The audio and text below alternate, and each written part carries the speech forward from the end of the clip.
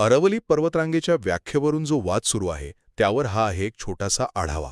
भारतातली सगळ्यात जुनी पर्वतरांग म्हणजे आपली अरवली, तिच्या संरक्षणाचा आणि तिथे होणाऱ्या खाणकामाचा प्रश्न परत एकदा चर्चेत आलाय. आणि याचं कारण म्हणजे खुद सुप्रीम कोर्टानेच आपला एक जुना निर्णय बाजूला ठेवला आहे. तर सगळ्यात पहिलं झालं असं की सुप्रीम कोर्टाने आपलाच 20 नोव्हेंबरचा आदेश थांबवलाय. का? तर अरवलीची जी नवीन व्याख्या केली होती ना, ती त्यांना काही पटलेली नाही. म्हणून आता योग्य व्याख्या ठरवण्यासाठी एक नवीन तज्ज्ञ समिती नेमली जाईल असं कोर्टानेच स्पष्ट केलंय. आता दुसरं, हा वाद नेमका सुरू कुठून झाला? तर केंद्र सरकारने एक नवीन व्याख्या आणली होती जी 100 मीटर उंचीच्या निकषावर होते.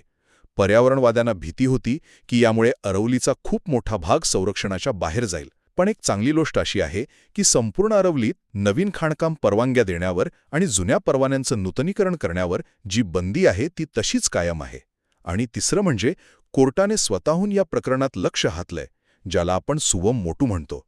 त्यांनी केंद्र सरकारला तर नोटीस पाठवलीच आहे, पण त्याचबरोबर राजस्थान, गुजरात, दिल्ली आणि हरियाणा या 4 राज्यांनाही त्यांचं म्हणणं मांडायला सांगितलंय. केंद्रीय पर्यावरण मंत्री भूपेंद्र यादव यांनी कोर्टाच्या या निर्णयाचं स्वागत केलंय आणि पूर्ण मदत करण्याचं आश्वासनही दिलंय. थोडक्यात काय, तर अरवली पर्वतरांगेची नेमकी व्याख्या काय असणार हे सध्या तरी अधांतरी आहे. आणि याच व्याख्येवर त्या प्राचीन पर्वताचं भविष्य अवलंबून आहे.